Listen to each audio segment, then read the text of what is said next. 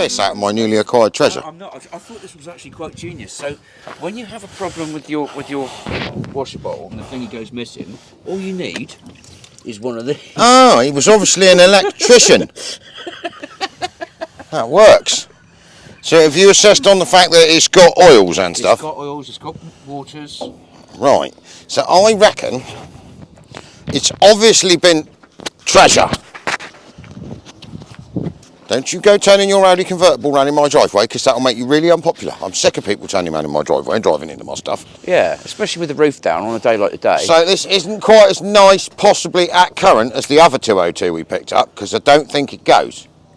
So I've just taken the very flat battery out of the boot. Okay. And we are going to have to do a bit of boot welding. Ooh. Let's have a look. I've not been round I can demonstrate if needed with this battery mounting bracket, right? Yeah. Hang on. Oh, it's one of them quick release jobs. It's got a bit of a hole there. It's not actually bad. It's not bad. No. That's nothing. But at least the bracket's still here. Yeah. So, I don't think it's got any power to the key or something. Okay. But I have assessed in here, and there does appear to be some rodents. Oh. Well, no, there's not much rodent damage, but someone has eaten the supply wire off of the battery. Oh. So I was thinking, seeing as that's probably fairly essential, there's a fair possibility that is why it no working. Ah. So yeah, bit of welding in the boot. Oh, that got the alarm going. Oh no. Perhaps that's why that wire's off in the boot.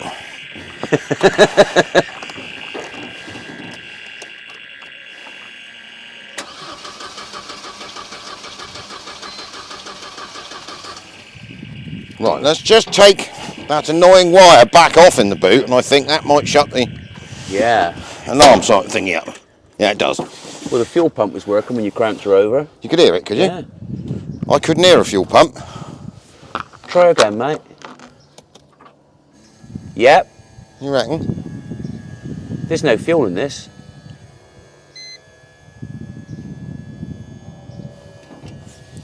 Reckon that it's going to be as simple as that. Yeah, because he's still trying to prime. Let me go and poke the Schrader valve on the rail with this pair of pliers that I had a minute ago that I've now lost.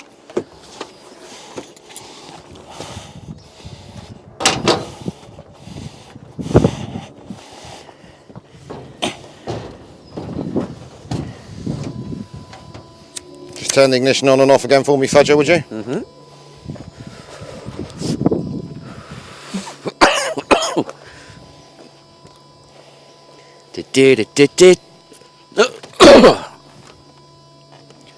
Right, off. Yeah. On. No, there's no fuel pressure whatsoever. She's out of fuel, mate. What does the dashboard tell us? It tells us we're out of fuel. Does it tell us we're out of petrol? Well, it's on the red. Well, he's reading just above the light. Yeah. But that could be a faulty sender, couldn't it? Well, it could be the normal W210 bin parked in a hedge duct fuel pump syndrome. Just turn it on again. Right, she's off. On. I can't hear it. She definitely was whizzing up. It's here somewhere, but no, we may need to assess on that a bit. If I try cranking her, so I just try cranking her a minute. Go on then.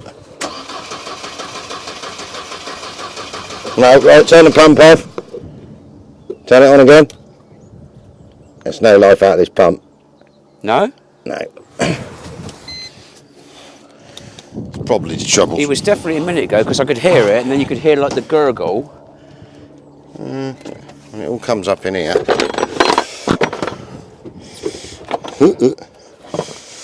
That's the fuel solenoid there. Just do it again, would you? Just going to turn the ignition on. Off. Is it on? He's on again.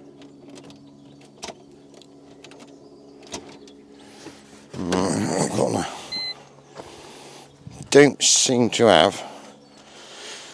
Is that a pair of grips? Ah, that's what I want. I have a feeling it may have done 202 things and the fuel pump may have given up.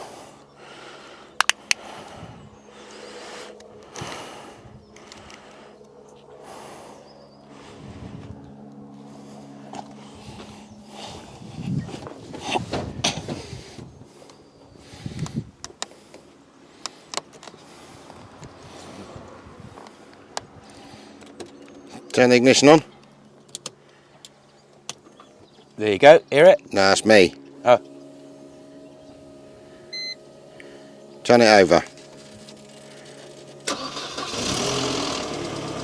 There we go! Fuel pump solenoid is rubbish!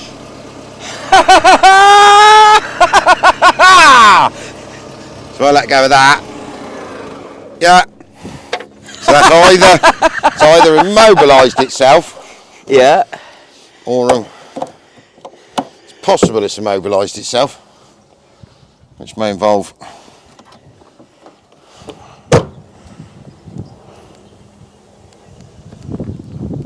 don't think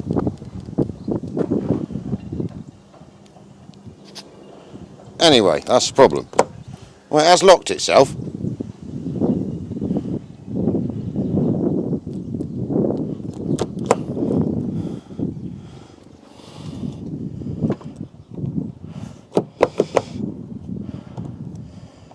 I bet you it's that There you go. Flashy, flashy. The alarm's going off. I bet you that's a stupid alarm system. Right, she's unlocked. I think I just turned the fuel pump prime. No. No.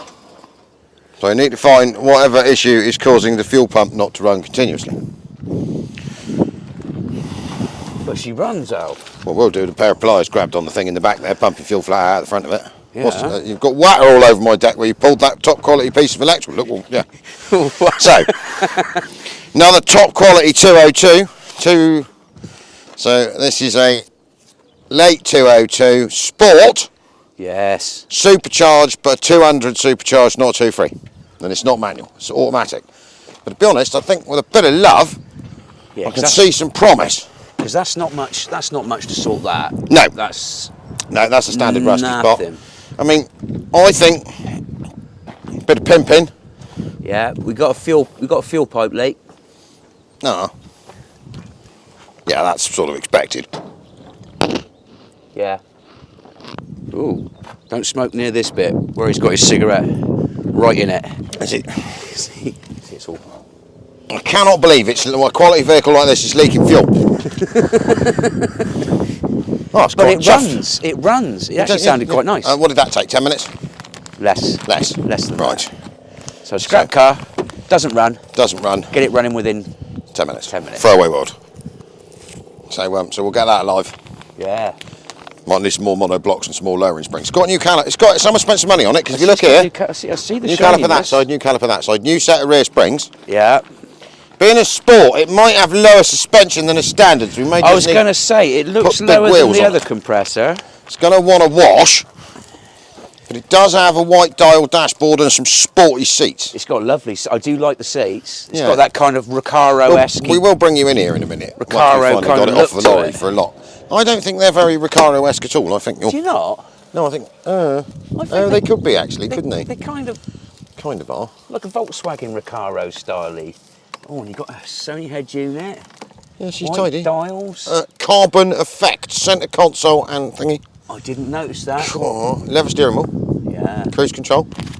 yeah. It's autospastic. She's actually a nice. I don't think it doesn't look horrific. We'll wait till we lift it up and see if there's a bottom left in it. Yeah. I don't think it failed an MOT. I haven't really done much checking because all I did was I just bought it. You just bought it. Do you know, I reckon this is another one of your good buys. Well, I keep having good buys. There must come a time in a minute where I've got to buy an absolute pile of shit that's a nightmare to fix. It swings and roundabouts. Not that we're saying the 6 Series is a pile of shit, but that was a nightmare to fix. It's definitely not. We've got Simon geared up to deliver that next week. So Beaut. your ZX cleaning. 'cause Yeah, I'm we're giving it a delivering little that bit of a tomorrow. sprucey inside, ready for tomorrow. So, Well done now. Yeah, we'll have a bit of a shifty round, get that off on a ramp, and then we need to attend to doing some work. Yes. Does look like the back bumper's been hand painted on this side. I've got some green. I got some green stuff on my side. That might actually come I off. thought you were going to say I got some green paint to cover that. No, actually, I've got green paint It's got here. the mouldy. Glancing blow. Yeah. Oh. But no, I think that might actually come round. It's going to want a bit of Mercedes Brilliant Silver because that's a bit of a scrawper on that wheel arch. There's one there. There's one. It's got no dings down the sides. No, so we'll do those. Yeah. But no, and it does look quite low on this side for some straight. Really, really low. Yeah. Not that low. And this tyre's flat. But mind you, the tyre's flat on the front, but he's flat on. But he looks low this side, but not the other side. This is confusing, man. Yeah, I don't. I suppose when the tyre's pumped up, sat on the dirt, we can assess it. We can work on that, can't we? I mean, the possibility. You've got the lowering valve now, haven't you? No. Everyone else seems to want to ruin cars, so that's what we're doing. Ruin. We're going to ruin everything from now onwards. Stance ruined. I used to have a mate that did that, made all his Volkswagens sit on the floor, and you were like, would you stop? He did it with some lovely cars, and you were like, you're just ruining that. Right, we're going to turn this off, and then we'll get this off. That makes sense.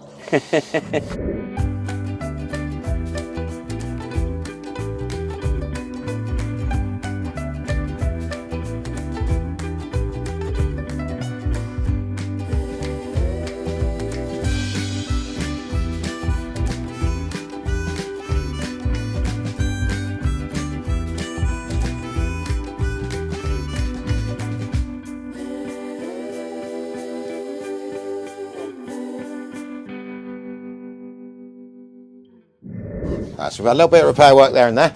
Yeah. Bit there. Yeah. Once tied in up. It's actually not too bad. She's not bad. No, once under sealing. Yeah, a bit of lano garden here and there. That bit sorting, which isn't bad. Yeah, this side's all right. Yeah. Why? So we must have a floppy spring or something, because it's not broken there. New shock absorbers on it. Yeah, he's looks like he's been lowering springs. You reckon he's lowered? I reckon he is. Yeah, it's a sport, so it should have. It did look. Brake pipes is the other one. What we like on brake pipes? Brake pipes. Pretty good. Yeah, she just wants getting at, doesn't she? Yeah. Yeah, structure's all there. It does just literally. The later one's got this bloody rubberised underseal on it, and it rots everything out, doesn't it? Yeah, it's had a patch done on the back here as well. Yeah, there's one here. There's a bit on the inner floor there, but that's done quite nicely. And there's that bit there. That's actually not bad. Pretty tidy.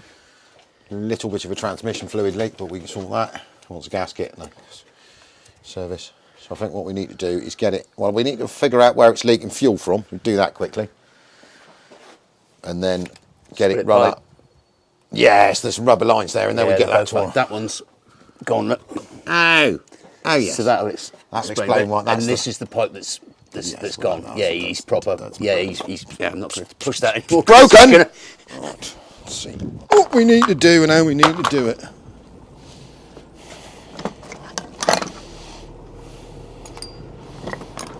And you'll see there's a beautiful ZX coming in. Fuzzy's just cleaning it for its new owner.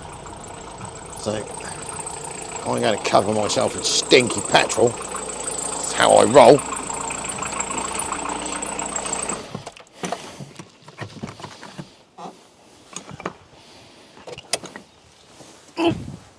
Nothing like the harmonious rattlings of an XUD. Oh, someone in the van. Oh, it's an axle. Axle. It's an axle. No, we don't. No, we don't. It's not broken. It'll be fine. No, we don't want it. It's probably not broken. It'll be fine.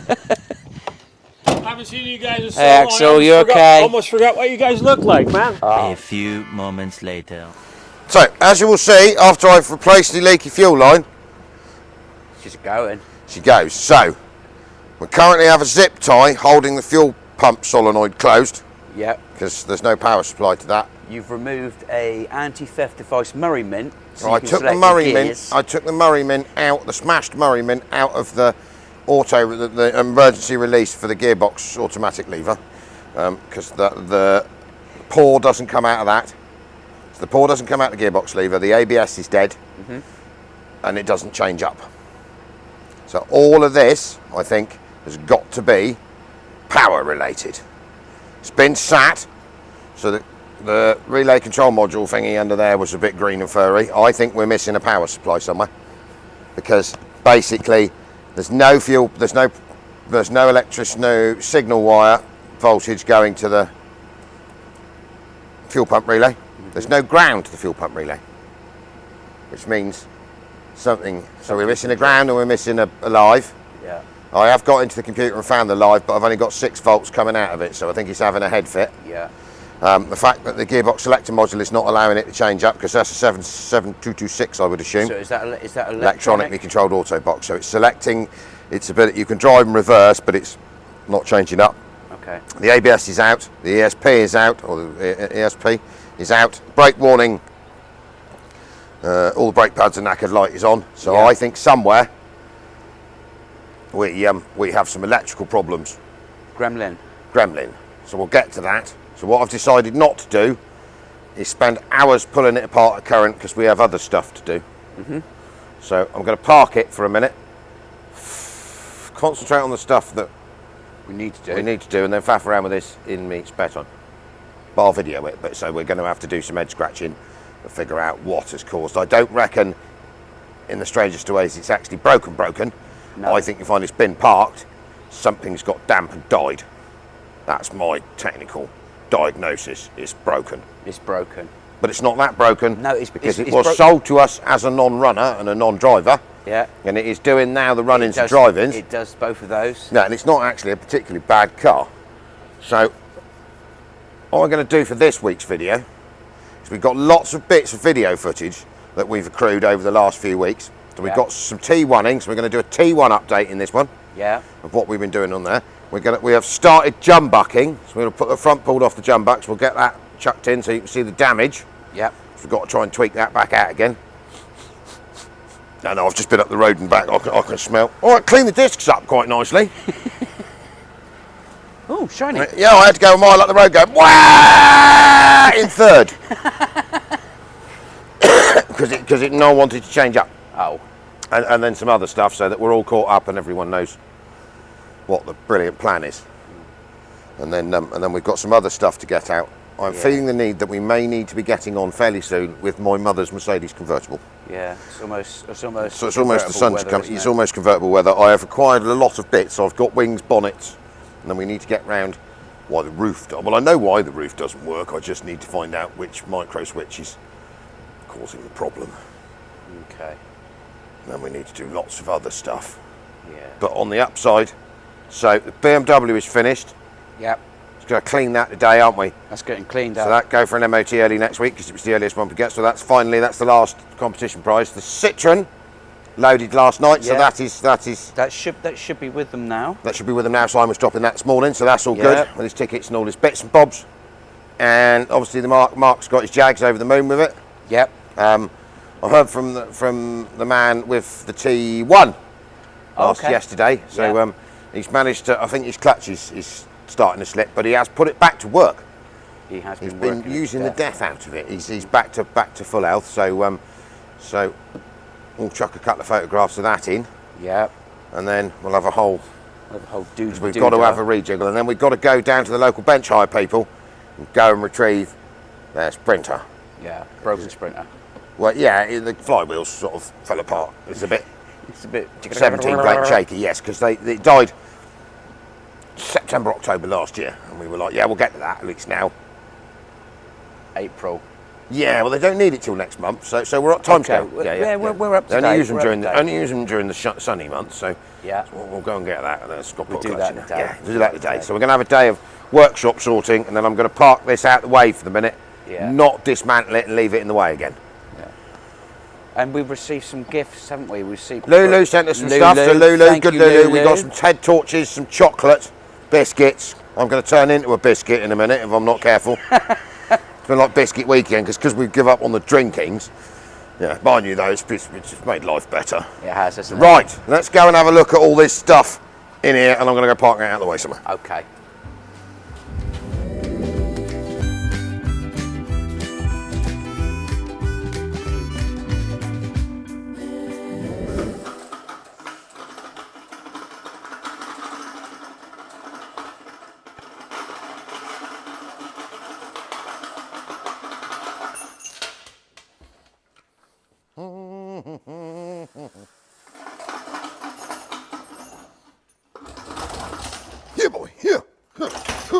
not what you were supposed to do.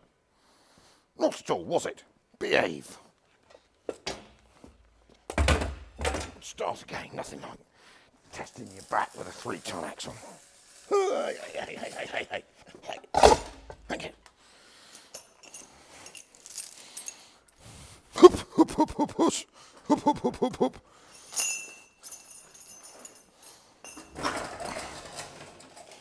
Oh, crushing. Nice. Here, boy, here, boy. Old axle, new axle. You'll have seen that come out a minute ago. Fudgy is doing one of them jobs we've been landed with out there. He's quite happy. I am T1ing. So what I have to do now is try these 14-inch wheels and this Sprinter axle to see if they miss these brake calipers. And then I need to get that rolled into there, lift it up, because basically the spring perches are in slightly different spots. So I need to get the axle centralised, work out if I need to cut those ones off or move these ones, so they've all got to be chopped around. The springs are a tad saggy in this because the problem with campervans is they are always laden pretty much because of the weight of the body. So this does tend to sit on its arse. So I've got two ideas in mind. One is the possibility of fitting the 3.5-ton Sprinter springs that are more modern and less squishy that came off of this axle. Or I do have some airbag kits as to whether to, while we're here, man's a nice fella, and the stuff the Chinese have sent us is to adapt a Sprinter airbag kit and see if I can fit it on the back of this to give you an adjustable suspension ability on the back. It's going to need something because when they're compressed, those springs are flat. They've had 1987, 88 to now have been ooshed, and they are squishing. So anyway, wheels. We're going to take wheels off. So a 207D came factory standard, obviously with 14-inch wheels. Most of the T1s came with 14-inch wheels, and the very last of them, let's put that somewhere I don't break it, were fitted with 15-inch wheels. Now, Sprinters, standard 15-inch wheel. But obviously there is an offset difference, and because we're inside the body of a campervan and matey's got a brand new set of booties, I'd quite like to use the T1 wheels on the Sprinter axle. We may have a very minor track difference between the front and the back, but I don't think that's going to affect the vehicle too much. It'll run true and good. I'm going to go and get this jack from up here.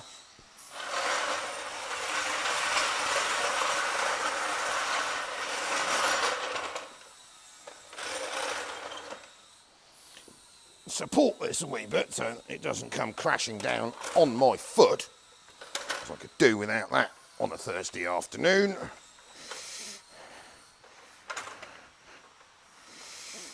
That's it, you know you want to lift that up. There you are, look, lovely.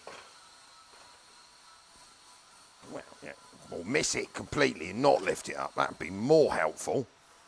Right, Ugga Dugga gun.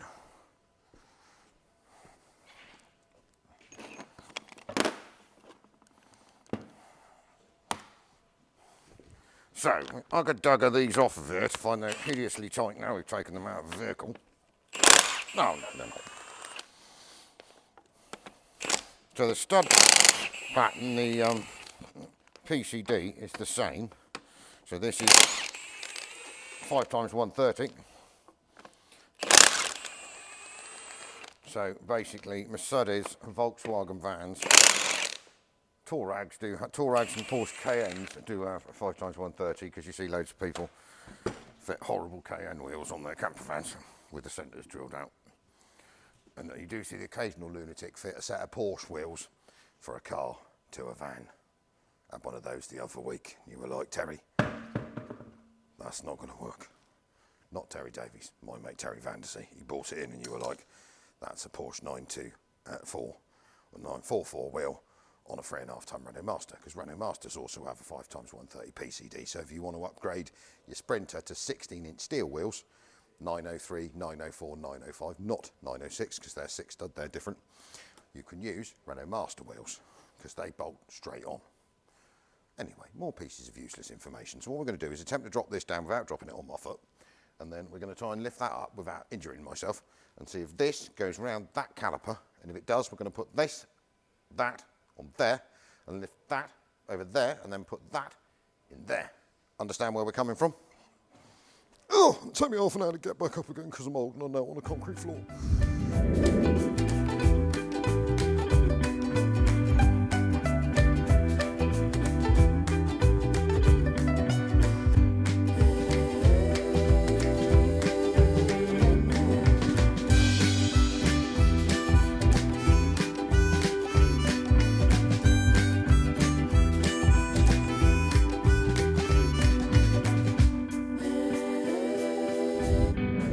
So you will see here is a 904 Sprinter prop shaft.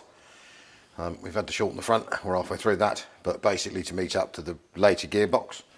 This is the axle you'll have seen me whiz in on a forklift the other day out of our donor. So this is a 904 axle, 904, 905.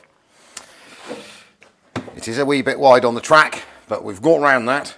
So this gives us disc brakes on the rear of this van. If we try and run the original wheels, we did give it a go, they're going to char in the rear bodywork. So what we've done is brought it down to 195 70s, 195 70 15s, the smaller, lighter weight Sprinter wheels. The wheels are nice and solid, but they run a smaller tyre, very similar to the size of tyre that's on here, just a little bit taller. So that brings her in here quite cheerfully. We have cut the original axle mounting brackets off and moved them to meet these T1 springs, which are a bit soggy. So we've got an idea, because the nice people from Max Speeding Rods did send us a Sprinter 906 air spring kit. They did. But we haven't got a 3.5 ton 906. No. No. So we decided the best bet was to adapt it to fit on the back of fella's T1 Campervan to stop it sagging, give you a decent adjustable suspension, firm her up a bit. Because obviously we'd have to have these springs replaced or retension. There's nothing wrong with them, they've just had a massive Campervan body sat on them since 1988. So we're also going to mount, you'll see us do it, so if you need to adapt some air suspension for your T1 which you can't buy, the 906 Sprinter kit isn't far off with a bit of magicalness, you'll see that later. So now what we need to do is we've trial fitted this once, haven't we? Yep. Where we were welding, you've welded the purchase back on. Yep, so these are back on, they're in the right spot. Spots, yep. So the next thing is to get her in line so then I can get the shock absorber mounting. Yes, because we had to, because basically the track on the shock absorber mounting on a 904 is further in. 905, the T1 is further out, isn't it? So we're going to run the original shock absorbers, they're in perfectly good form. And then zup. And then all we have to add after that is the lug for the load sensing valve.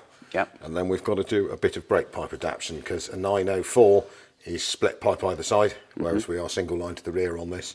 The master cylinder's got enough travel and enough go in it, we worked that out already. So basically we'll use the line from the back here and tee it across like it was originally on its backs, and that should give us good, much better braking basically. But what?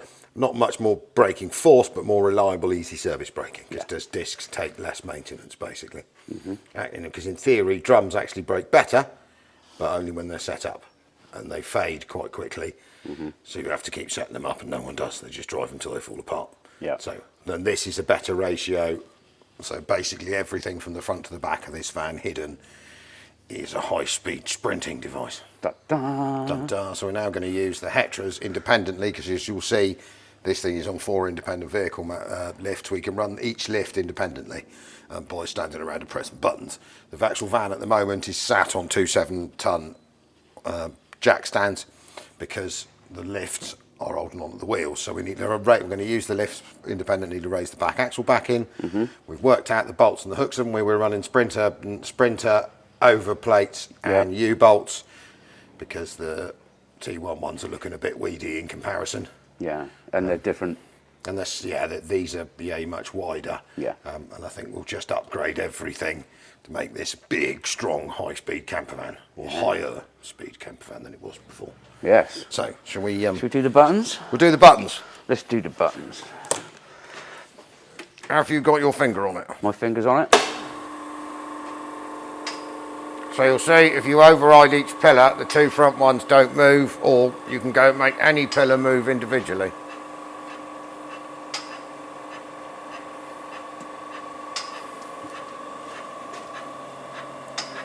Yeah, we're going to miss on that one. You should push. It should It's going push to through. break it past, isn't it? Yep. Yep. Right, we're coming up on it, aren't we? Yeah.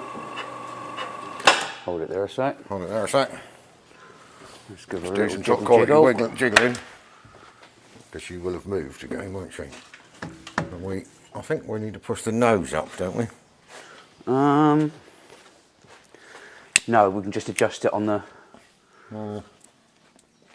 Last time we had some gearbox jacks, and because this nose needs this nose. Hang on. Yep. Just move that. That's my braking mechanism to stop it from spinning round. Oh. So I don't think we're far off. What's it look like on that one? Right, hold it there a sec. I think we're there. I mean, we haven't moved since this one wants tapping in a bit. Yeah, it just wants a little bit of a... Little bit of a clout. Bit of a tap. That's moved slightly sideways since when we moved it before.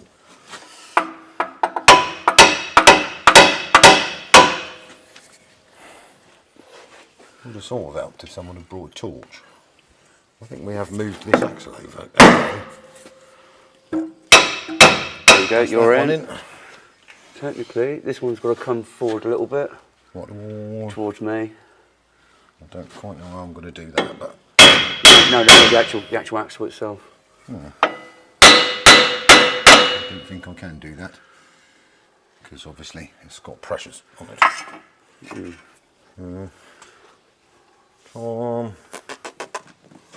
We may need to revert to a gearbox jack to get it properly lined up then.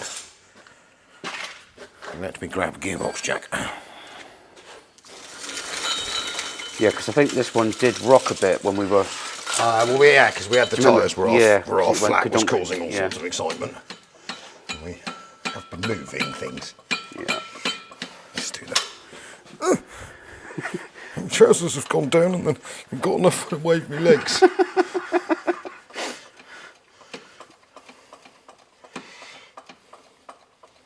Right, I'd stop it about there. I will let this, you press the button. Yep, going on the button. Okay, I'm on. Whoop. Right, that's that one dropped out. I think she's too far off, yo. Shall we go and get all excited and use this torch so we can see what we're doing?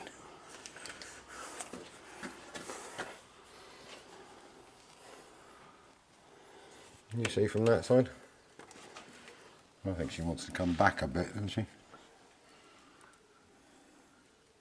Yeah. What's in? I don't think it's that far off.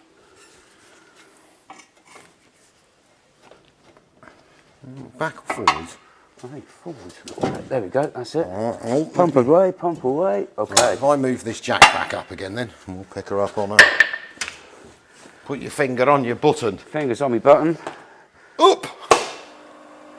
Right, hang on, I'll do mine at the same time. Ah! Press the right button. Right, I'll shut that down for a minute. Perfect, because that will give me where I need to go with Yeah, that. so we can put the bolts in. They're in place. They're in place. I don't even reckon we need the bolts in, do we? If it's just to get these in. Well, we don't technically need to take it out again, do we? Yeah, because I'm going to need to drop it to weld. Okay. Let me move this out of the way. So you're going to basically put the shock absorber mounts in this side now, tack them on, and we'll drop her out, weld her in. Yeah. And then we need to put the airbag belts in. Yep. We're going to have to adjust those slightly. Figure out where he's got to go. I'm going to have to make a mount for this because we're using the quadrant. The quadrant on the Sprinter is bolted to a chassis member, so we're going to have to make our own. Yeah. She needs to come. Yeah, we need a plate in here. Scooch forwards a bit to pick up because we're running Sprinter handbrake cables and a Sprinter rear brake quadrant. Yeah. And then we will adapt the original pull cable off the handbrake to pull the Sprinter quadrant. Should be easy enough. And then that basically makes everything technically right. Yeah. So it should have better brakes. Yeah. Adjustable rear suspension, which I think it needs. That airbag kit's really good. It's actually quite good quality, this speeding rod stuff. I'm quite impressed. So we'll adapt that to do a job that it wasn't designed to do, but it'll work perfectly. They're about the right height. Yep. And that gives fella better rear suspension between this, so it's adjustable, because I say it is sagging quite badly. Yeah. And then the nice bit is we've kept the original Sprinter prop shaft. I mean, we've had to take that much out of the front tube. So I'm going to mock this one up, and then I'll cut, because we've got about 40 of these. Yeah. I cut this one around all over the place to make, so I've got like a... So we get the right length. Basically, I want to make a template up, that and go in the scrap afterwards, because I think I've still got 39 left. And then we will make one it, cut, square, shorten, so it's the perfect length. Yep. But it's very difficult to measure it up. Yeah. Yeah, so it's easier when you've got a massive hoard of Mercedes bits, just to ruin things. And then we are, because we've got to do some sump adjustment. Yep. Because we did actually intentionally move the engine back a bit further to allow room for an intercooler, which means we've got to quickly whip a sump off. And just, it's only about yay much to stop it if this thing decided to go Dukes of Hazzard, so that the front axle, which is travelling now, doesn't touch the sump. Yeah. Whereas if we use the original sump, we have to move it 2 inches further forwards. We're out of space for an intercooler. So it's all coming together beautifully. Yeah. It is. You can go and find me coffee. More important than anything, you know. It's important. So, in the progression of Project T1, we had a saggy bottom, didn't we? Well, we did. We did. Now, we're not talking about any of your... Oh dear, we can't say that. She'll kill us, won't she? The ex-missus. No. Anyway. So, the nice people at Max Speeding Rods keep getting hold of me and trying to send me things. So, last time they said, well, can we send you... And they sent me a Mercedes 906 3.5 ton airbag kit. Now, as we said earlier, there's a problem with that, because we don't have a 3.5 ton 906 that needs an airbag kit. We've got a 5 ton one, but that don't need an airbag kit. It's got springs the size of, yeah. So then they were like, well, you need to do a video on it. And we were like, So then it came to us, didn't it? So, whoa, like an epiphany. So we're on an epiphany. We're on T1 adaptation. So we showed you a minute ago, we have fitted this slightly later Sprinter axle in the back of it, but we are using the original T1 springs, which are a bit, after having a Campervan sat on them for 25 years, a bit squodgy. So we decided to make use of this 906 airbag kit by adapting it and fitting it on a Mercedes T1, because you can't buy one for a T1 that I know of. I've never been able to find one. So if you've got a Mercedes T1 Campervan with a saggy arse, what you need is a 906 airbag kit from Max Speeding Rods at a couple £100, a grinder, and a little bit of cunning, a bit of minor adaptation and a bit of welding. And they bloody fit. And they fit pretty well. So we're going to show you this, and then Fudger will show you the adaptations that he's had to make it fit, so you can buy one, adapt it, and make it fit. The Chinese will love that, won't they? They'll love us cutting up their brand new thing they sent us. Oh, creep in here. I'm going to go around the back. Yeah, well, you're short. You can walk under that, Axel. Don't bash bald head on it, all right? Because you'll bleed. I'll throw things at me. So, you'll see that fitted here is a 906 Max Speeding Rods airbag assistance kit for a Sprinter. This is a 1988 Mercedes T1. So you will see just above my head here is the original Mercedes T1 bump stop. So you would want to put it here, not there. You don't want to put it between this piece here, which is that's the chassis extension. Don't put it there. It needs to be between this axle. So admittedly this is a Sprinter axle, but the the T1 axle, if you've got the original, is very similar. So because we've just adapted this to fit in here, so all the shock mounts and everything are in the same sort of place. So you'll see that is the 906 bracket sat on there. Now, admittedly, this will have to be welded on. It's not difficult. It fits around the curve of. You'll need to buzz it in round here. Yeah. And then the 906 chassis mount bracket for the top is a little wider. Not that that'll hurt because it can't move. And then it's got quite a natty two-piece thing that on a 906 allows you to remove the bump stop and lock it in there. But it doesn't quite fit on a T1. No. Without minor adjustments. So in here, if I grab, if I, He's going to get the bits and do some demonstrating. I'm going to do some demonstrating. I'm going to And slurp here's tea. the lovely Debbie McGee. I know you worry worry about you sometimes. So, this is basically the... Up. You're going to have to be, because the camera... Oh, the camera's down you're gonna there. have to, yeah. Oh, We're up. right. That's it. You're going to need to be in here. Right, so this is basically the Two-part sliding two-part brake. slider. So what you do is, you pop the rubber out, and then that slots inside, supposedly, but you have to cut off the little bracket bitties on the edge in order to get this fit in, and also shave off a little tiny bit on this section here, so you get it flush with this piece here, because it's slightly proud at the minute. So Well, you can demonstrate this, because you've got to fit the other side, so we'll leave you with the camera. So I'll show you that in a moment. And that basically sits up inside. You then slide it, so your bolt holes exposed like so, and then you attach this plate, which is That big square thing down there. big square thing. So it's like a mount and a reinforcer. Yeah. Now this 906 chassis is slightly wider. So Yeah. you do have a gap either side, but we don't think that's going to hurt. I don't think so. Because the main up force is in the same places. Yeah. So that bolts in. Put your bolt in, 13mm bolt, tighten it up, and Locked that on. locks it into place. Yeah. Then you attach your airbag to these pieces, which is adjustable, which is good. So you move them around. So you can move them around to exactly where you want, and then bolt them to the bottom plate, which is That one in that box over there. this one in this box over. I should have just brought the box over, shouldn't I? Well, yeah, it's quite Which a is big heavy box. this so this piece here. originally is designed to bolt into a 906 axle, isn't it? I think Yeah. these pick up on the anti-roll bar mounts, That's right. which we don't have. on Which one we of these. don't have. So what we are doing, as you'll see the curve, is basically positioning this here, and then it sits against the shock absorber mount, doesn't it? That's right. So exactly where he is there. Line him up, and then Line we're him just up. going to literally tack him in. I mean, you could U-bolt it in. I'd advise tack welding, or well, not tack welding, but properly welding it in. Yeah. The trouble with the U-bolting is where the bag Oh goes yeah, in. you need the yeah. Yeah. you So can do that. it'll have to be welded in. Yeah. I But it suppose- does fit really nice, because these axles are the same thickness T1 to Yeah, if exactly you're the same. running, because we've got a slightly different anti-roll bar. If you're running the T1 rear anti-roll bar, you will need to trim just the bottom lumps off here, but we've got a whole idea going out the back for this one. Yes. Because obviously this is not its original axle. But actually it's been, if you look at that setup there, it looks like it should be there. It's relatively simple to adjust, and the kit actually is pretty good quality. It's not bad, is it? No, most of the max speeding rods, I mean, the Hilux lift kit we had was from them. That was pretty reasonable. I've had a Transit Turbo from them. That's been perfect. A Transit Turbo cartridge.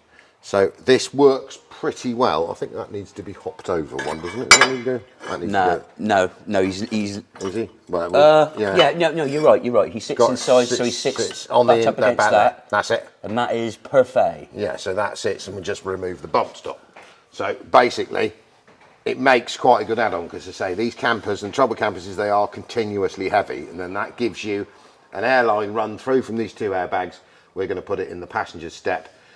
They do provide you with a little 12-volt rattler pump to blow it up, or it just gives you a standard tyre Schrader valve to allow you to inflate and deflate using a tyre inflated pump, which means you can put like 60 psi in the back of one of these, lifts it up. The stresses aren't hideous because it is pushing chassis to axle, and basically it's just assisting on a set of well-worn springs. And the nice bit with it is, let's say you went to Midland Road Springs, bought some new heavy duties for this, which would be lovely. One, there's quite a cost in it, and two, obviously then you've got really hard ride on the back. Yeah. Whereas this will give you an ability to sort of tune it. So if the thing isn't fully freighted, you can let it off a bit. If you've got it loads and loads and loads of weight in it, you can blow it up a bit to get it sit nice and level.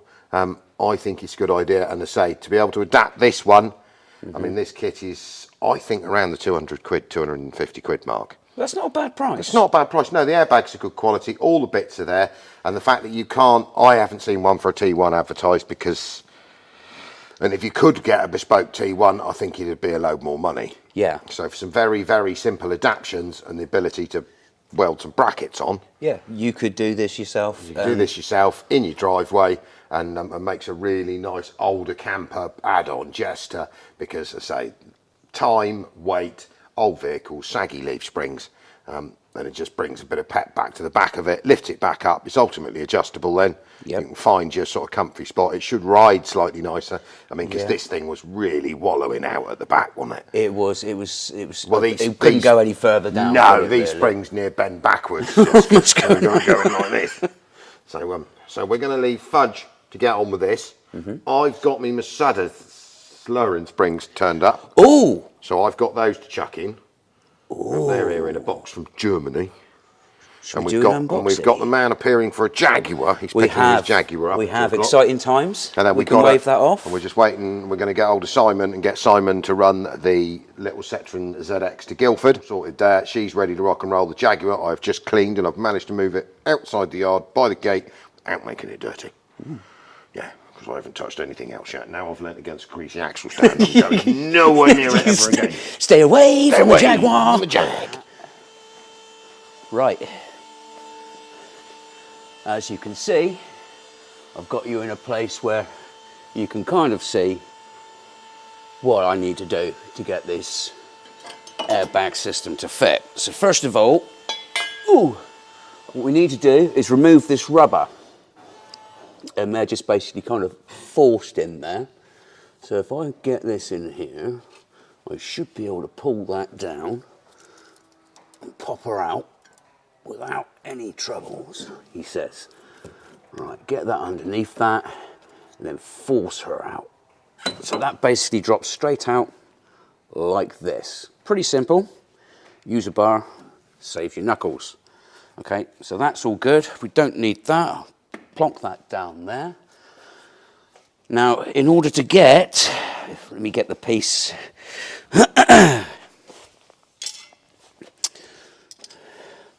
As you will see here, we have this bracket, which is obviously like this at the moment. So when that's forward and that lines the bolt hole up, that locks these pieces inside. So what we have to do is on here, we have a little lip on this edge and this edge. So you need to cut into that with a grinder, just off there and just off of this edge. Remove these little pieces because we no longer need those. And then with the grinder, because you can't quite fit it in because it's quite tight, is this little piece here, as you can see, sits slightly proud. So what you need to do is grind that down so it's at the same level as this piece here. It's not going to harm it, it's not going to weaken it, but that's what we need to do. And then when we slide her in, that will sit inside that, plonk that through, so your bolt goes through, and then you can start to add your airbag, or your chassis section. Once that's tightened up and locked into place, it's going nowhere. So that's basically the first easy step. And then you attach your airbag to that. And then you bring your other bracket in, which is the part which goes onto the axle, which basically you'll be able to slide that in, even with the bag in there, and that will slide in into that piece. And then you've got your two bolt holes, one this side, one that side, so you'll need a 13mm with a 6-inch extension on your ratchet, and then you can tighten her into place. And then where it sits, you'll mark it, make sure it's clean metal, mark up where it needs to go, tack it into place, literally just tack this edge. 2 tacks is all you'll need, nice little tacks. And then you remove the airbag because you don't want to weld the airbag. You don't want to weld this into place with the airbag on there because you'll end up blowing holes in it and ruining it. You'll have to spend another 250, 300 quid for another airbag. But that is basically how it goes. So after doing this little process, it'll be just like the other side there, and it'll be good to go. And then you just plumb it all up, lines through into the steps, and that's where you have the valve. And you can pump away to get your desired ride height. Right. I'll just drag this with me here. So, as you'll see, airbag kit is retrofitted. So, we'll put a link in the description to this kit. And do remember that it bolts straight on a 906, but it does not bolt straight on one of these. So you'll need to make the adaptations that we showed you to get it to fit in here. But this is our first attempt, isn't it? So we've got this remotely triggered up. Let's blow some air into it. That's just a valve. That's just a valve cap. That bit.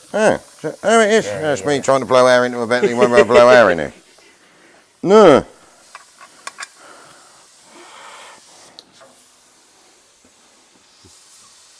Look at that. Ooh. That'll lift her up, won't it? Look at that, Al. So what's that? That's not even. Christ, that's not even 40 psi.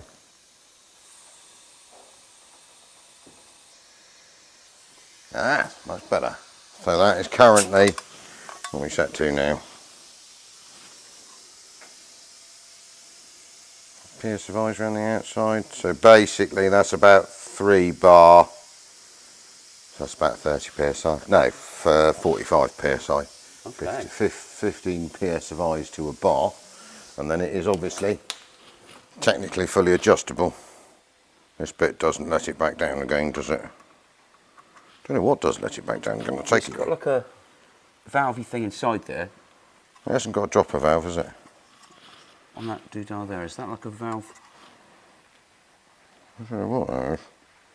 What do you mean you push that on? So if you screw that on. Does it go down? Yep.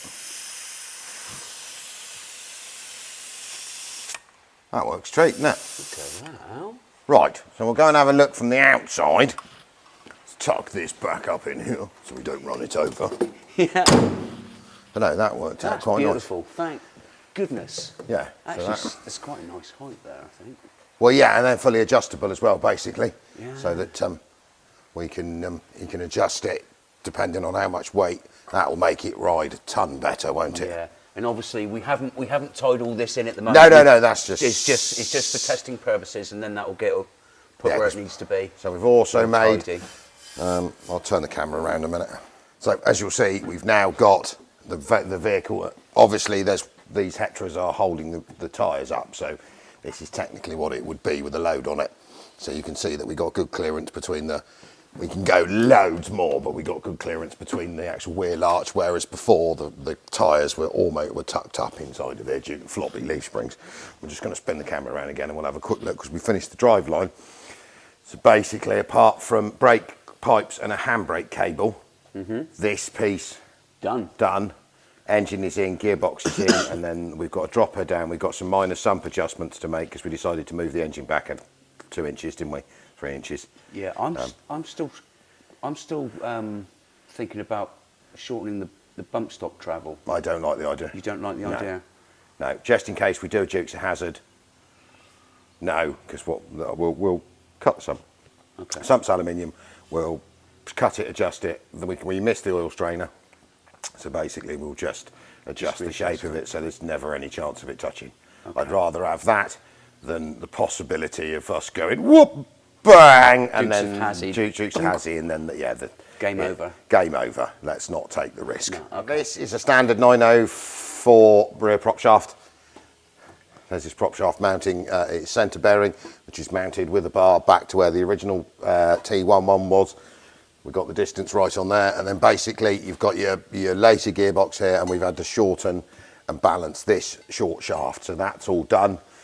You'll see mounted here is the Sprinter handbrake quadrant, and then all we've got to do is link between this pull lever here and this is the original handbrake pull cable out of a T1. That's easy enough done. That's one of the next things to fabricate. It's just the short section to go between the two. Whether we make a sliding piece of bar or we use a cable, we'll look at that. That's easy. So basically, back axle's in, air suspension is in, handbrake is hooked up. We've got to do the piping for the brakes, but that's easy. You've seen the gearbox mount all fabricated the other day. The engine mounts are fabricated. I have just found a slightly different, the 3 litre Iveco, pre-facelift on a 55, which we have dead out the back, has a gear tower the same as the one we were going to put in, with a reverse lifter so that you can't. So I'm going to go and fish that off and check that I think reverse is in the same place. Then we can use those cables and that remote and then that will run so that you can't chuck it into reverse because it's got a disable lift, a knockout lifter on it, which will work perfectly. And if it doesn't, if it's the other way round, I reckon we can swing it round, so that you lift it, whichever. Because like I say, I can't remember where reverse is on and on Vico freely because it's been too long. It's been a while, hasn't it? Yeah. So anyway, so we are to the point where this now needs to come back off these lifts, down on the floor, and the next job is to get all of the radiators and the front slung in. The intercooler needs to go on. The power steering pump that we've got to adapt, we've got to make a mounting plate for, needs to go on. Work out a belt, put all the tanks and all the radiators in, and then work the plumbing out. Exhaust wise we're good because we've managed to get the Sprinter exhaust. Yeah, that's lovely. That's that the downpipe, that misses it. I mean, admittedly it's a wobbly, so at the moment, but it sits over here. Yeah, we'll kink it, and then we come straight down here through here. Same again with the standard Sprinter exhaust. So if you need to repair it, you can just buy one flop. Plonk it on. And then, apart from the only thing that we may need to look at is obviously we've widened the track of the rear axle slightly. When we come to the front, with these wheels on, he'll be skinnied right in, so we may have to do some possible spacer work to get it to look right. But that's easy. We might even be able to put Sprinter hubs on T1 spindles. Okay. And then everything is sat as it should be. And we'll work that out as we go. And then we've got a mountain of. I have got a lot of wiring to do in the dashboard to finish. You have. But we're getting there. Do you want to unplug the hissy air line? I'll unplug it. We'll get the kettle on, and then we're on to the next. We're going to have a look now. We're going to put the video footage up now of the Jumbuck when we stripped it, and you'll see that she's quite bent on the driver's side front corner. It didn't do the chassis leg, but it did do the headlight bucket, the wing over sweep. We'll have a quick look at that so that you can see what we've got to jack back out and bend there. Right, well I suppose now cometh time to attempt dismantling one slightly bent looking Proton Jumbuck and see if we can make it a non-bent looking Proton Jumbuck again. So I expect the best part is to start by taking all the bent bits off and trying to see what is bent and what isn't. Handily, it has this storage department in the back that you can throw all the bent bits in, fish through them later and decide what you need.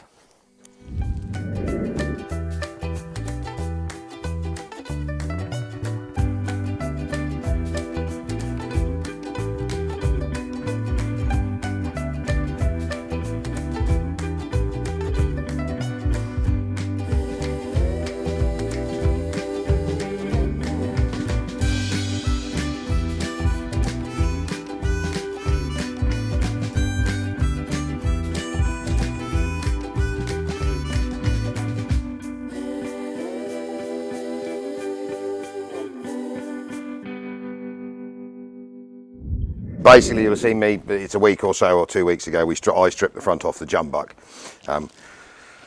So we have sort of discovered what we need to do. So you'll notice, do you want to move your T a minute, Fudger? Yes. I'm going to prop mine here on the windscreen of this LT.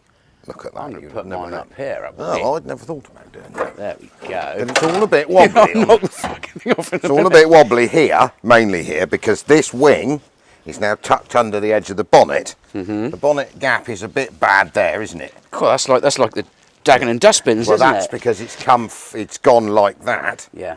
That's easy. That side's not a problem. The problem lies, put that back, here. It got impacted there. Now, I don't think it's done any damage to this chassis leg. You need to kink the bracket out at the bottom here, which is easy enough to do, but it hit it there over the top. He's pushed him down slightly, Well, over in the corner. What it's actually done is shoved the hole in the wing down. That's it, yeah. Not touch the strut, it's this piece in front. When you stood right in front of it. Sorry. That's it. When this went in, because it creased all of this, it's pushed this back, and then as it's pushed this back, it's pulled that down. So the next plan, when we get 5 minutes, we'll strip the wing off of this. I've got the battery tray and everything else, so the bumper's off, because that side, if you measure it up, is where it sort of should be. It's got a bit of a kink in it here. See, it dinked it there, look there. Oh, yes. Oh, yeah. So you've got to tap that back out, and basically what it did was when it hit it, it went like that with it. It pushed it under. That's why you've got a kink there. Yeah. These radiator supports our listing downhill, because Yep. this is pushed in. That's it. They need So to we've be. got to bring this back up, and then basically this and this piece here, not the structural bit, this bit. This bit's gone down, but that bit hasn't moved. So it needs, this bit needs to come Shank back it up, back up. which brings it up and out and push the wing back where it's supposed to be.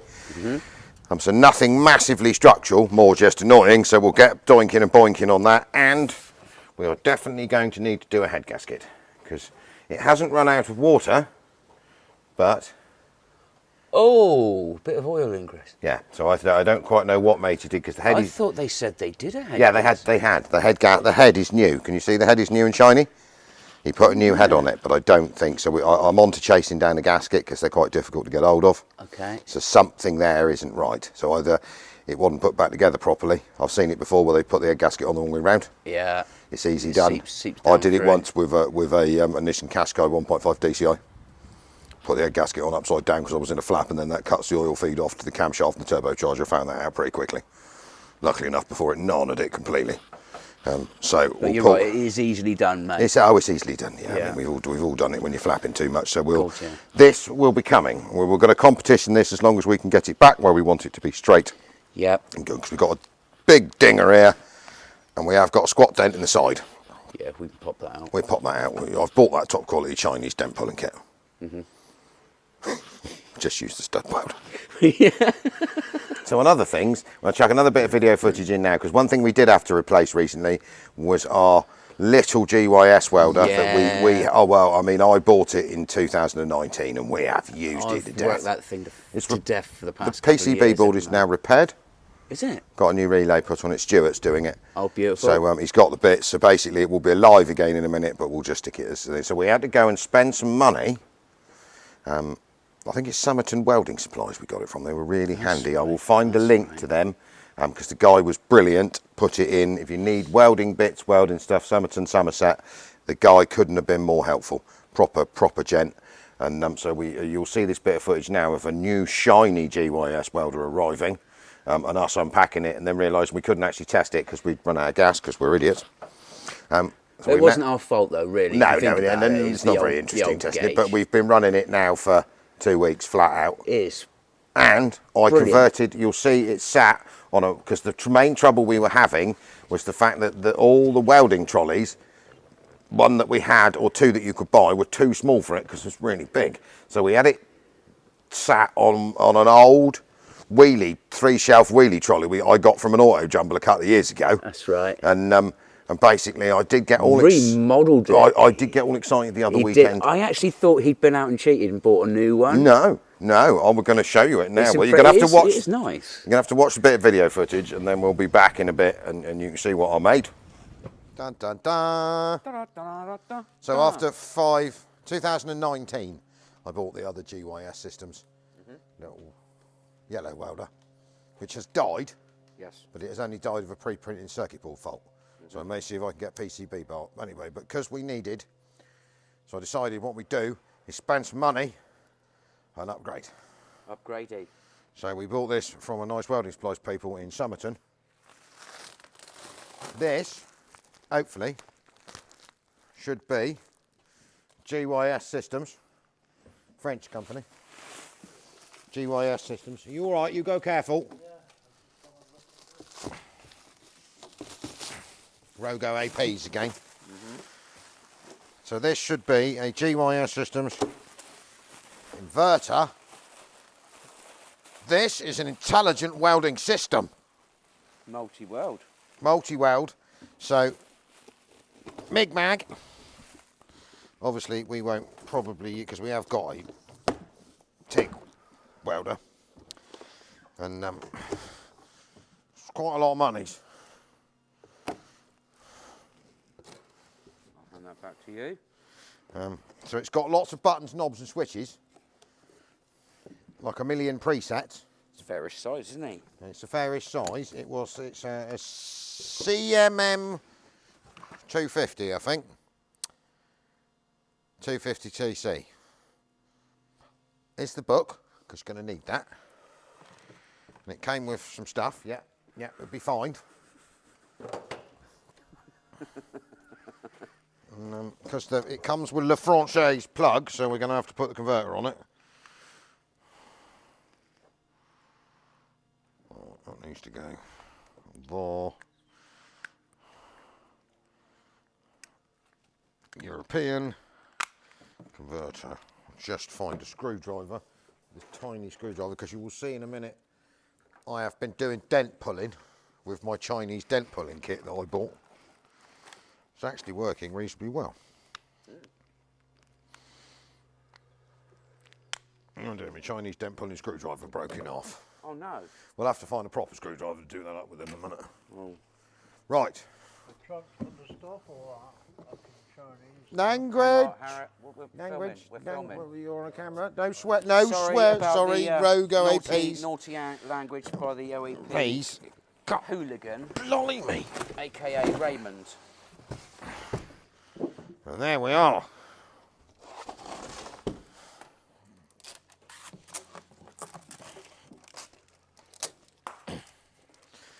Right, go sit yourself down, mate, before you do yourself an injury. And the front of it's round here. Don't stand in front of a camera. So You can have a look at it in a minute when we manage to make it work. So Mig-Mag link over. Ability to arc weld as well. It welds. No way. Well, no, it comes with Oh, Archie bolt. archy one. Probably put that somewhere because I have got a. So this is intelligent inverter welding. Yes. So it takes also takes 15 kilo spool, which was what sort of sold it to me. So I don't have to have tiny MIG welding reels. Because the other one, the only downside is it took 5, didn't it? Yeah. But to be honest, I would highly recommend one of those the cheaper GYS Smart MIGs. Yeah, they're brilliant. I mean, They're that thing. absolutely Yeah, I brilliant. mean, I did think when I bought it that it was inverter, but it isn't. It is. Oh. So, accessory socket. Right, that's got to go into one of those. It says gas and no gas. Mig-Mag. Hang on. That's that one, isn't it? We'll have to read the booklet in a minute. That in there. Yeah. This must plug in the front. Yeah, negative. I think we're going to need a bigger trolley. Anything in here that we need to. Twin feeder spools. Twin feeder spools. Look at that. Look at that for Posh. She is twin. God, it smells all new and everything. Yeah, don't you go ruffling it up. I've only just bought it. It's going to take. There was a lump there. I thought there was like a cat or something buried under it. Oh. Right. Do you want to screw that end in there? Anti-slippage so the coffee cups don't. Yeah, slide so you off can out. stack coffee on 0.8. I've got 0.8 and 0.8. Buy some. That's a 1. I'll put it on 6mm wire, obviously.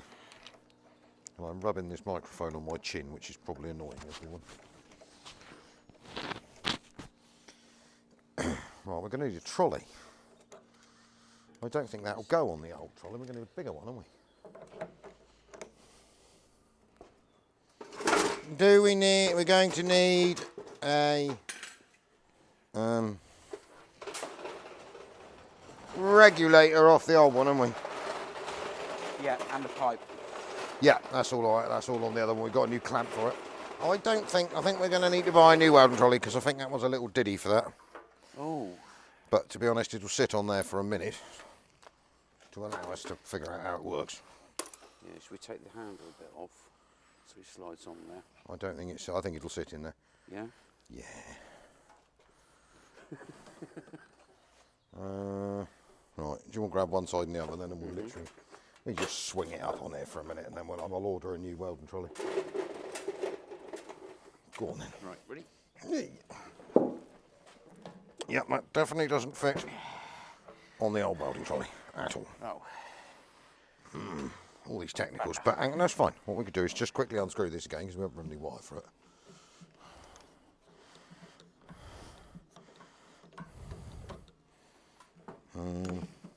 And there's nothing like dropping. Brand new welder.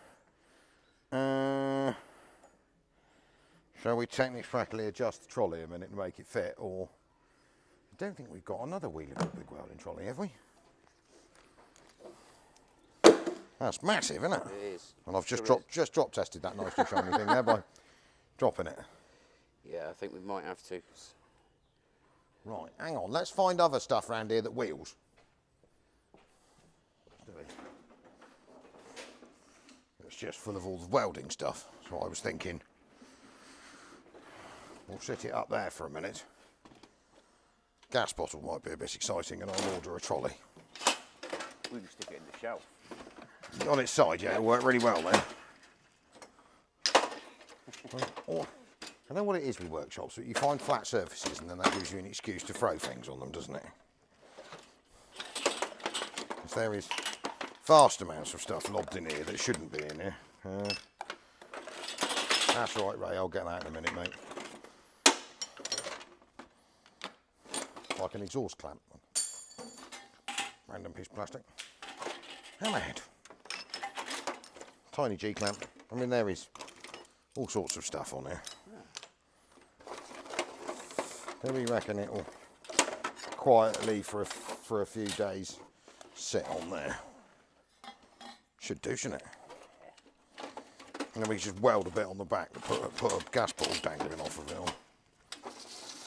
I'm going to need to order a much bigger welding trolley. Right, ready? Over you go. Over you go. Run. That'll sit there for a minute, won't it? If I leave it sat up on the front. And then I shall get onto the tool people in a minute and order a new trolley, because that trolley can stay with the other little GYS. Ah, it's posh, isn't it? That's all right, isn't it?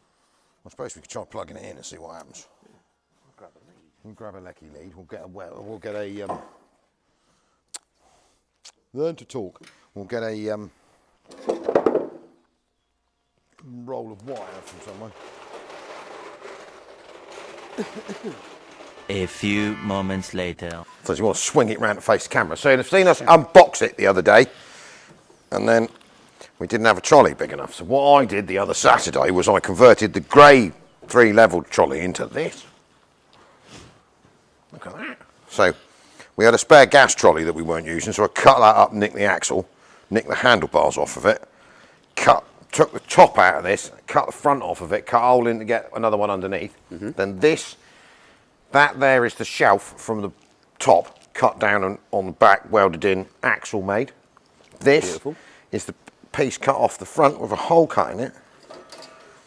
And this welder is good, isn't it? It's absolutely brilliant. So let's spin it really round. good. So GYS FV220 M-C.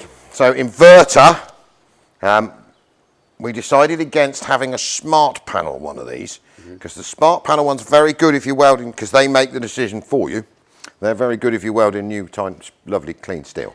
Yeah. But if you're trying to do light tin car type stuff, it just changes all the time. The last one we had, so we just stuck with the one where we have to waggle the buttons. Yeah.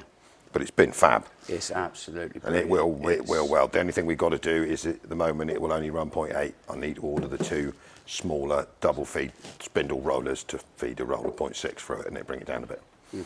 So that's that one, and we're quite chuffed. Look at that. Look, looks professional. I even painted it. I found I had some Hilux Radiant Red left over. Yes. So I sprayed it and everything around the yard with it. And I even stuck our new 60 diesel stickers that I've got loads of on the side so everyone knew it was ours. Everyone's going to want stickers now, aren't they? I've got Derek to make me some. So yeah, I'm quite chuffed with that. Right, what are we on to now? We've done T1ing. Yep. We've done bent protoning. Yep. Mercedes 200 supercharging. Weldering. Weldering. I'm going to go and fire up a Mercedes convertible. And we need to clean a BMW. Yes. And I need to change gearbox filters and some bits on a campervan. And then that will do for the week. day, won't it? That won't take us 10 minutes, will it? Let's go do that. Let's do it.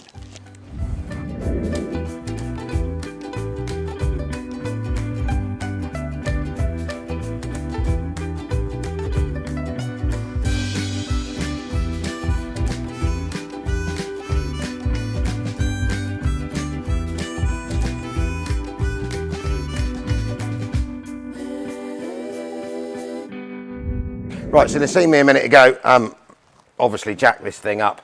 We have removed, it's still got its under shields on it, which is amazing. So I've removed the rear under shield to allow access to the gearbox, pulled the gearbox, automatic gearbox drain bung, and it's draining oil out as we speak. Now, we are ahead of time, so we'd obviously ordered last week Mercedes. This came genuine from Germany. It's genuine Mercedes gearbox oil filter and the MB 236.10 oil specially for it. So I've bulk ordered a load of this because, to be honest, we could do with this one has currently just ATF in it. When it broke a couple of years ago, we've not really used it, but it wants this in it. So I've got 2 big cases of that. So I'm draining that at the moment. I'll bring you underneath in a minute because we're going to need to pull the gearbox pan to allow us access to the filter. We'll clean that out, put the new filter in, clean the pan, put that back on, put the bung in. And then obviously the nice thing with this vehicle is it has a gearbox tube, dip tube, which they've sort of eradicated these days to make your life more difficult. And because it's a sensible, proper Mercedes, it comes with a gearbox oil dipstick, because lots of the time you'll find on like your 202s and your 203s and your E-classes, Mercedes stopped fitting these. You could actually buy one to check your oil level, but they never came standard. They came with a blank cap. So this has actually got an oil dipstick. So once it's back on level ground, we'll refill the gearbox, let it settle out, run it through the gears. I know what the oil levels, how much oil goes into it, and basically we will probably also, I don't think you can drain the torque converters on these. Some of the Mercedes you can wing them round, and there's a drain hole, a removable bolt on the bottom of the torque converter. I will check this one, but I don't think it has it. It may do.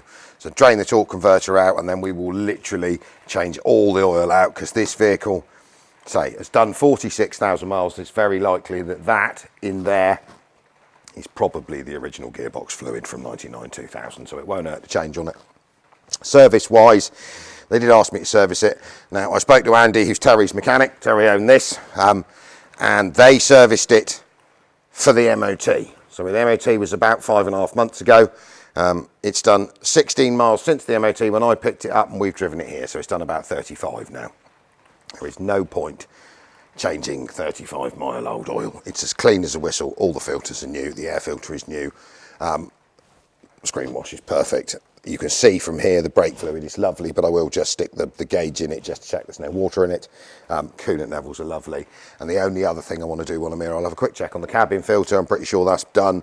And then I'm going to whip to the back of the vehicle, just check the diff oil, because that possibly may have been changed, may not. We got diff oil, and the only other thing we need to do once it's back on the floor, when you start this vehicle, the twirly heat plug light stays on for about another 20 seconds and then goes out, which is the computer warning you you've got a heat plug down, or 1, 2, 3, 4. It starts really well, so I reckon it's probably only one. I've got the heat plugs on the shelf, so I'm going to pull the heat plug leads once it's back on the floor, and I can reach it and then work out which heat plug's gone, change that. Then she's perfect, ready to go for tomorrow, and Mark's brother can go jolly around the world in this lovely thing. Right, so you join me under here. So as you'll be able to see, this is the gearbox oil pan. So obviously automatic gearbox. So I'm just going to scooch that back in there to allow not to drop oil all over me for the next 20 minutes. And it's held on the load of 13mm clamps. So we need to get those out, drop this pan. I'd hope if I went to go to 13mm socket, wouldn't it? I'm going to go get a 13mm socket now. I'm going to have some illuminations as well. Try not to blind you all. So you'll see the gearbox oil pan there. We're going to quickly scoot these 13s out, and then we'll pull the pan out completely, take that, go and clean it. There'll probably be a bit of fluid left in here, and then I think there's a possibility you can drain the torque converter. I'll have to try and work that out, because we need to turn the crank. We've got a fudger on the I might be able to do it with a screwdriver to get the engine turned around, so there's a drain bung poking out the bottom of it. We'll see. It may have one, it may not. I'm quite surprised if it doesn't. Let me just move myself in here a bit more. Lift myself up on this, kick me mat in, we'll be away, won't we? Yes, look at that. So yeah, I reckon he's probably got a drain hole on the torque converter.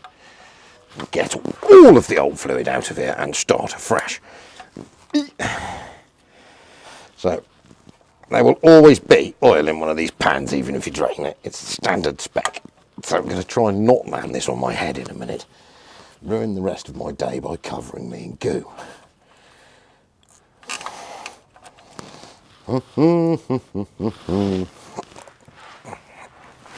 Even lost me tobacco, that can go out there, can't it?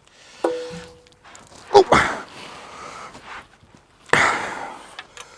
Well, ideally you'd have had this on a set of lifts, but sadly they're under a camper van at the moment, so we are working on the ground.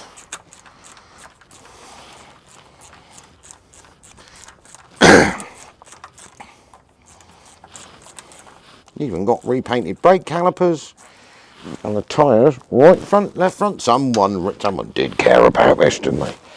Made sure she was done properly. I know who that is. Say, it came off TT Motor Racing, and they don't faff around when it comes to looking after stuff. You go Google them. TT Motor Racing at Winterbourne, Kingston. Terry Vander's a very capable man, do some exciting stuff. They've got a little website, go and have a look. They've got a Facebook page too. I mean, I've seen Terry do some epic stuff. I mean, the last thing I saw Terry do was Jack Brabham's Formula 1 winning Repco Brabham. I mean, so his Formula 1 car, which had been stored for years and then been dismantled, the engine of the Repco engine had been stripped before it was put in a museum. And Terry put it all back together again. And the main problem being that the bits that they'd taken out when they stripped it, they'd lost. So that's on their Facebook page. Go and have a look. That's really quite interesting.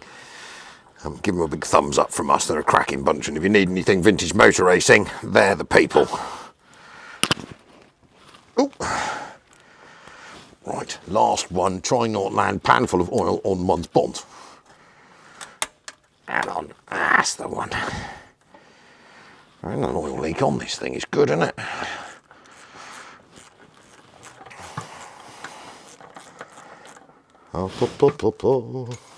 Rot free. Just what a person likes in a Mercedes. Not terribly common on a Sprinter. They do like a bit of rusting. Right, so we've got any oil left in there? A little bit. So there you see, now you can see the gearbox oil filter. I mean, that pan is actually beautifully clean. There's nothing, hardly anything in there at all. So we're going to go and get ourselves a Phillips screwdriver, and then we're going to pop, instead of dropping a load of mud in his mouth, we're going to pop that gearbox filter out, let her drain on a bit more, and then we'll have a look to see if we can, you see it all there, that's the filter, see if we can gain access to drain the learn to speak, torque converter. And let's get this filter scooched out of the way first, tidy everything up. We'll leave that while I go for lunch to drain everything out of it, so we've got a complete and total fluid change. But proper, old school, mechanical, unbreakable auto box. Just what a fella likes, like when things were made properly. It's all nicely cleaned out, so what we need to do now is remove this old gearbox suction filter. So best bet is to screwdriver, because these screws are quite tight, so a bit of a tap on the end of a screwdriver. You tap on the end of a bolt, it'll free it off a bit. Don't go crazy and beat it to death with a hammer. So you can see me there, look, quick tap on the end of it, and that frees the threads up, and then it'll unscrew. So this filter's basically held on by 3 Phillips screws, securing it to the bottom of the gearbox valve block, basically. So last one, same again, look, screwdriver in, tap, tap, tap, tap, and then that'll seat it home, free it off, and then they unscrew without you taking the heads off of them. So what I'm now going to successfully manage to do is unscrew this screw, and then the suction filter is going to make a break for freedom straight into a big bucket of oil right in front of my face. There she goes. So nice mess made there on the floor. So we'll have to get clearing that up in a minute. So big pile of rags, because basically what we want to do is mop the last of the oil drips, anything out of the internals of the gearbox. Just have a good clean up, make sure it's a nice clean rag, don't use some manky thing. We did find Fudge's favourite pink t-shirt there to use that to mop up, so that cheered him up. So that's the new gearbox suction filter. So basically a reverse procedure again. So you want to check the O-ring on your new filter because it's critical. Make sure it mounts, the faces mount nicely and the O-ring fits properly, which is what we're doing there. And then what I'm now going to do is throw that screw straight in that big tub of oil right beside me. Nothing like a Friday afternoon. And are we going to lose it? No, it must be the next screw. One of them does take a proper burden and in she goes. Plop. Gone. Straight in. So basically this filter's held on by 3 screws, so we're going to have to go and do a bit of dunking to get me screw back.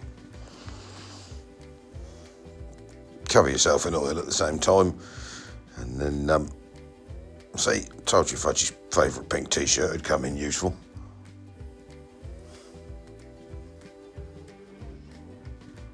So put the last of the retaining screws in, so there's 3 of them holding this filter to the bottom of the gearbox valve block.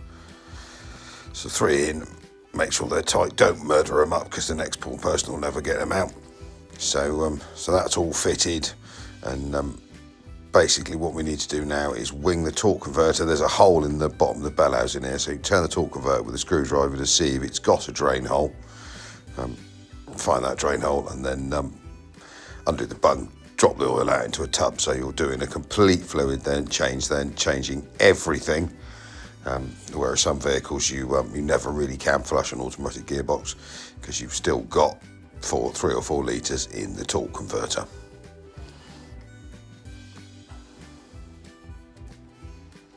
So there we are, that's the bung that needs to come out in a minute. Got to get it lined up and then literally pop that out, drop it into a tub. And remember not to lose the bung.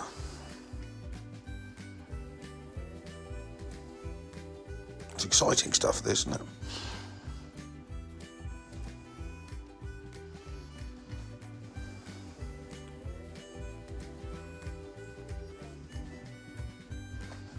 Exciting, still going. It takes forever to wing a torque converter around to find it.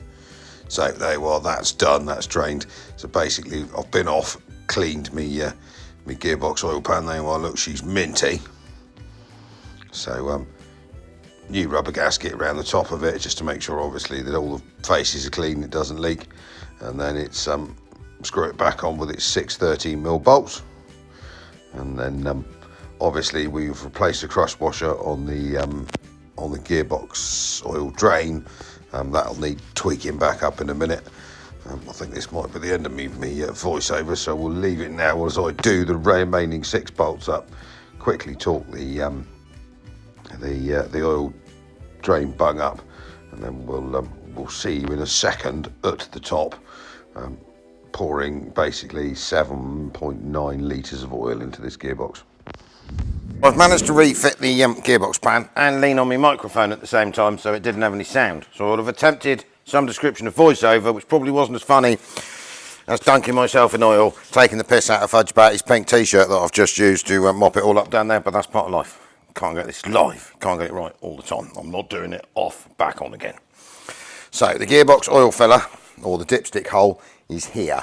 So also data tells us that it takes 7.9 litres drain and refill of this particular, it says Dextron 3, but we're using the posh Mercedes stuff. So what I need to do now is sit here and pour 8 of these, which I've got stacked up over there, into here. Now I think we'll do that on time lapse. We'll go doogly doogly doogly doogly doogly, otherwise it's going to be a bit boring for you. So huzzah, and I'm just going to do it, all right?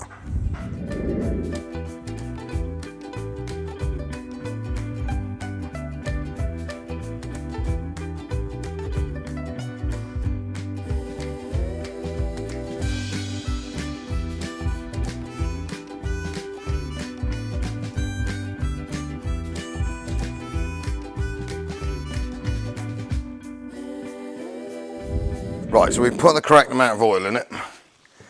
We are sort of resting about the right spot on here. Now, this oil level will only give you an accurate when warm. So 80 degrees. So what we need to do now is start it up, gingerly roll it through the gears just quickly. Probably might even be a little bit too much, but we'll roll it through the gears, allow it to warm up, everything settle out, check the oil level again. If we need to drain some or add some, we can easily do that. And we'll crack it off now.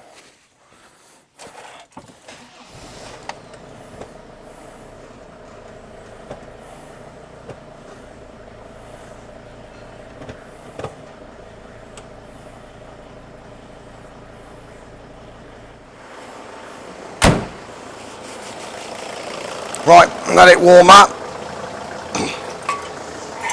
Check its levels. And we need to, now it's nicely warmed it up, stick my arm in there now, it's going to be hot in a minute. And change heat plug. Marvellous planning. Right, so the last thing to do to this wagon is that one of the heat, well at least one of the heat plugs is out. So the little twirly light on the dashboard staying on your Sprinter means heat plug down, especially this type of Sprinter and the later facelift or two facelifts to this. I'm not sure it's the same on a 906. So basically you're going to need to test whether your heat plugs are any good, and this is the way I do it and it works on these. So we have a test lamp here wired to positive on the battery. So in here, we'll just lean in there, the most accessible heat plug, this front one. So I pop the cap off. If I touch this lamp, so obviously there you've got a ground, it lights up. If I touch this heat lamp to there, see it lighting up? Yep, because that heat plug has resistance through it. So that means it works. So in standard Sprinter spec, there is one heat plug on these which is absolutely miserable to change, and it's normally always the one of the 5 that's out, because no one else could be bothered to do it. So the first 4, perfect. Number 5, which is down in there, is incredibly difficult to access.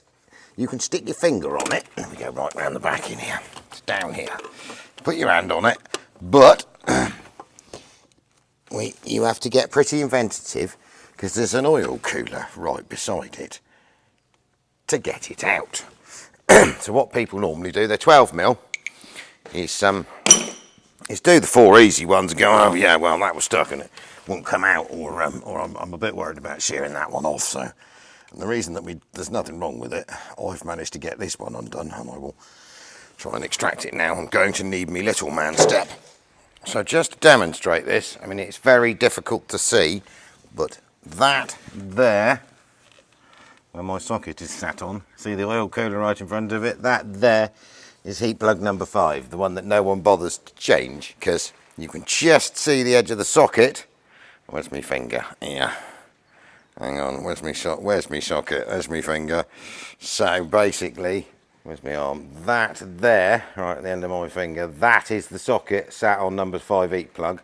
And as you can see, that there is a bloody great oil cooler. So we come back out, it's right in the back of the engine over there, and it is an absolute arse of a thing to get at. It is basically, I can on absolutely full reach with the socket on top of it, doing some funny positions, just about get 2 fingers on it enough to twist it. And the other way to do it is to take the oil cooler off, and we won't be doing that. So it's coming out, I think. Yes, we are getting there, slowly.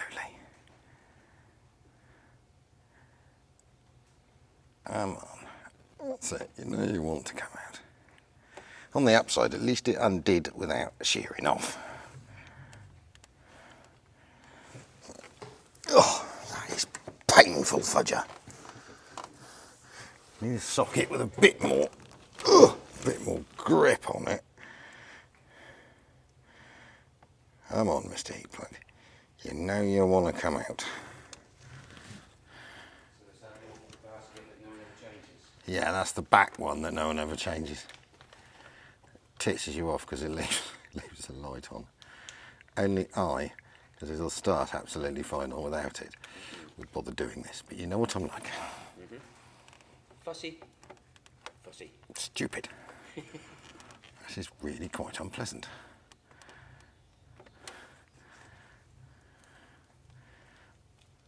So you are off home. It's 5 o'clock on a Friday.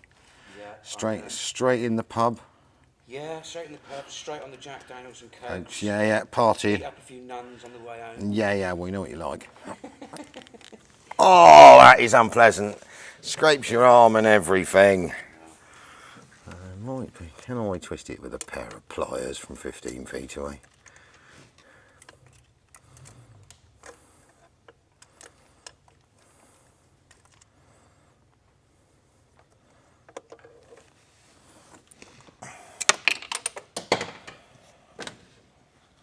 It's got an under tray, isn't it? I can probably see it from here. No, I don't feel the need to burn anything. I'm going to go and get me magnetic fishy thing, see if I can get my socket back and then see if I can lift my heat plug out.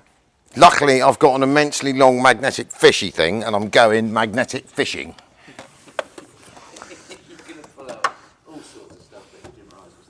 I've already found a bolt, or is that a bolt or is it a bit of twig? It's a bit of twig. What we haven't found yet is me socket.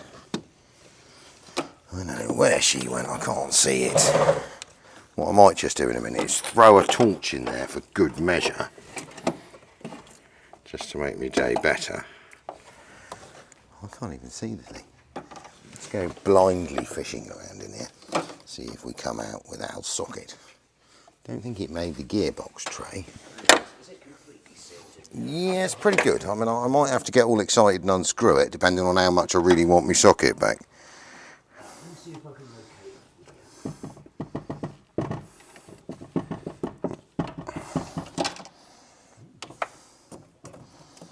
To shorten my magnetic fishy tool was too long now, I know.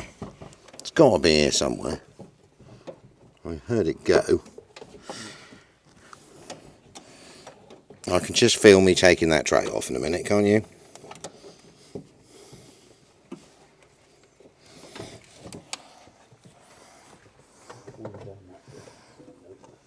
I can't see it.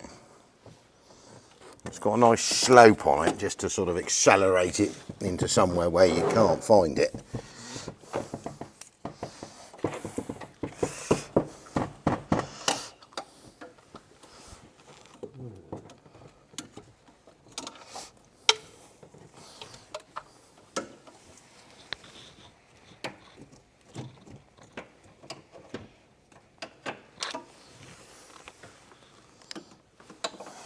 I mean, I really wanted to take the front under tray off anyway. It's part of my plan, that's why I've thrown that socket in there, so I have to go and get it.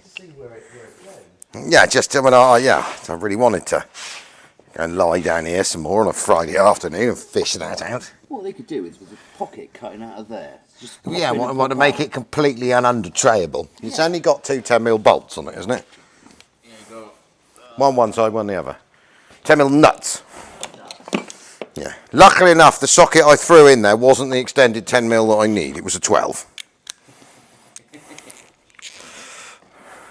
Yeah, I think that's just all it is, isn't it? Just those two. Yeah, that's it. Yeah.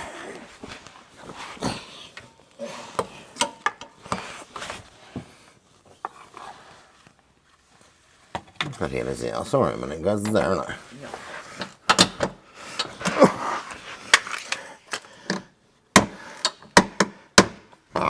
Bloody teeth have fell off me ratchet again.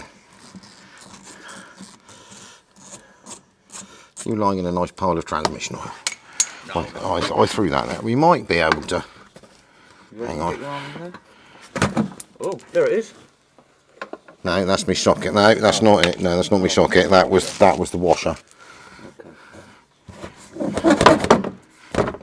There it is. We've got it. Only one bolt was needing undoing. I mean, they did look after this thing because there's never seize on the on these. And they seize up for a pastime. Yeah. I do like the way Terry does things. He does think about things. Luckily enough, because Under the wheel arches there on it, it's mint. it's absolutely mint. Yeah. Can I have that back? I'll do this back up. I'll reach for your socket. Get your socket. There you go.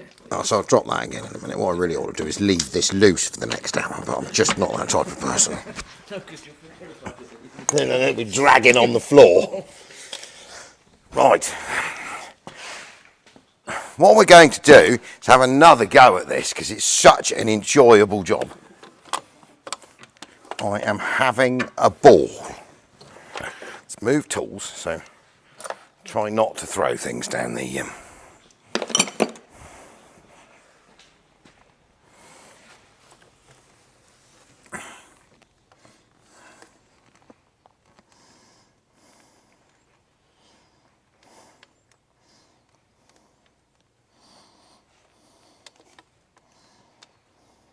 It's that good that I may have to have a walk away, a coffee and a fag a minute.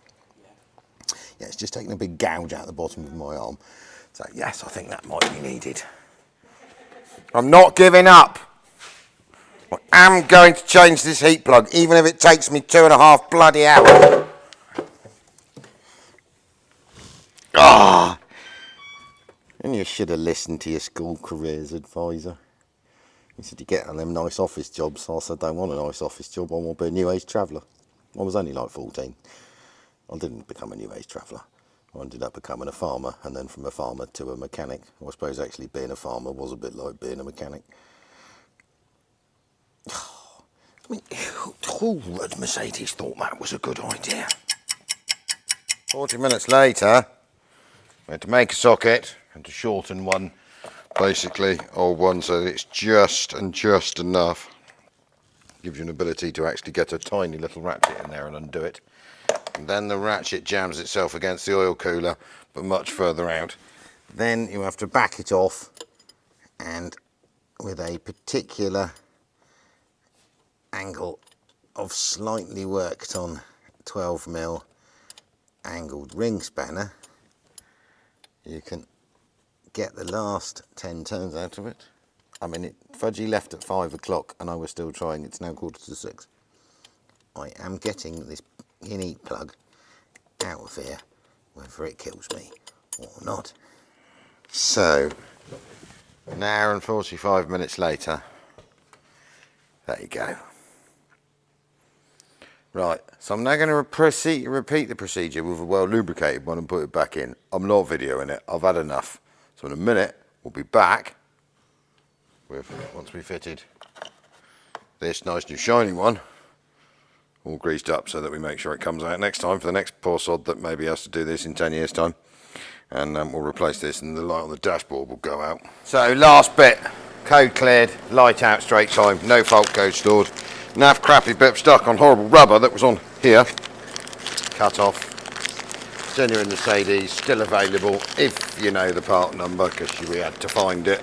Took us forever. I ain't giving it to you. You'll have to work it out for yourself. The little mirror trim that goes in here like this to cover your arm. They're not very expensive. So after a quick road test, minty, trim fitted. Gearbox actually is much smoother than it was on the way home. Can hardly feel the changes now. Heat plug light goes straight out. All the codes in the computer were old ones, random, where people have been pulling plugs off. She's code clear and absolutely lovely. So Carl, who's the man that owns it, and Mark are going to appear tomorrow morning, take it away. So that's another car parking space, and on to the next. Right, 7 o'clock on a Friday evening, I think that's me done. Thank you very much, Al. Fudgy's gone home, 6D diesels.